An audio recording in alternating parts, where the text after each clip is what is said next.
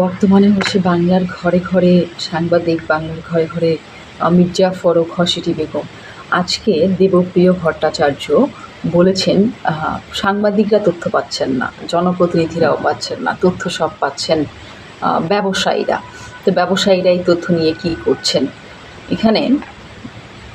উনি যেটা বলছেন যে আগে দেশে তথ্য উপাত্তের নৈরাজ্য ছিল, এখন চলছে অন্ধত্ব, তথ্য উপাত্তের অপঘাত।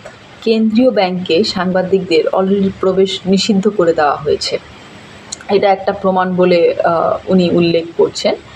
এখানে উনি বলছেন যে তথ্য উপাত্তের বড় উৎস বাংলাদেশ ব্যাংক, বাংলাদেশ পরিসংখ্যান ব্যুরোর তথ্যের আগে রপ্তানি আমদানি সহ আর্থিক সূচকের জন্য কেন্দ্রীয় ব্যাংকের তথ্যের উপর নির্ভরশীল ছিলাম আমরা, কিন্তু এখন দেখা যাচ্ছে তথ্য কেউ পাচ্ছে কেউ পাচ্ছে না। ব্যবসায়ীরা তথ্য পাচ্ছে অথচ সাংবাদিকরা পাচ্ছে না।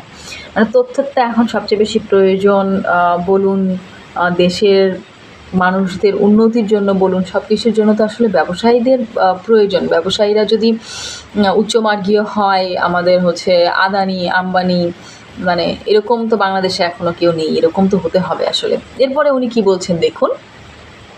বাংলাদেশ ব্যাংক প্রসঙ্গে দেবপ্রিয় ভট্টাচার্য বলেন, এটা একটি রাষ্ট্রীয় প্রতিষ্ঠান, অথচ সেখানে সাংবাদিকদের প্রবেশ করতে দেওয়া হচ্ছে না। তার প্রশ্ন, তথ্য প্রকাশিত হলে কি বড় ধরনের নাশকতা হবে? অর্থনৈতিক সাংবাদিকেরা কি নাশকতাকারী?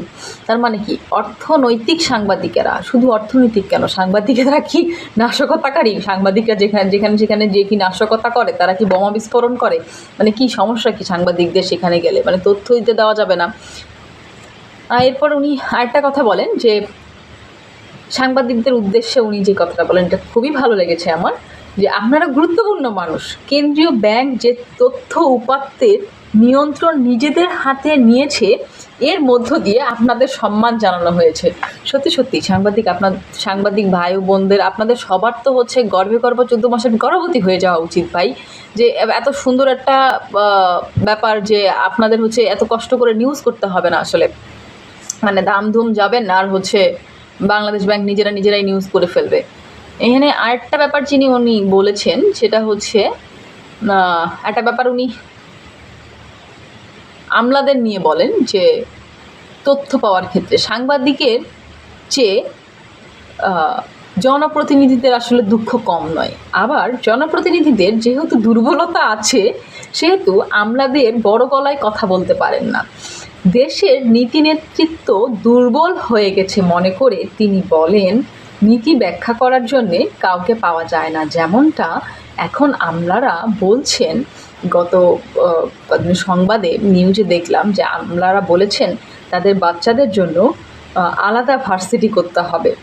আসলে তাদের বাচ্চাদের জন্য আলাদা ভার্সিটি না করে যদি এরকমটা করা হয়, গৃহ শিক্ষক নিয়োগ দেওয়া, বা ধরুন আমেরিকার ভার্সিটির টিচারদের বা বিশ্বের সবচেয়ে ভালো ভালো ভার্সিটির যে টিচাররা তাদেরকে মেডিকেল পড়াবে, সায়েন্স পড়াবে, ইঞ্জিনিয়ারিং, এভরি সাবজেক্ট তারা তাদেরকে অনলাইনে টিচিং করবে। তাদের তো তাহলে ভার্সিটিরও দরকার নেই, কষ্ট করে তাদের বাচ্চারা কষ্ট করে যাবে রোদের মধ্যে, বা ওদের তো সব কিছুই এসি হয়, এরপরে ওই যে হেঁটে হেঁটে যাবে, ওই লিফটের মধ্যে দিয়ে নামতে হলেও তো যে সময়টা যায়, এটা দরকার নাই তো, তারা ঘরে বসে থেকে অনলাইনে সুন্দর করে কাজ করতে পারবে। আমলাদের এই বুদ্ধিটা কেউ একটু দিয়েন ভাই।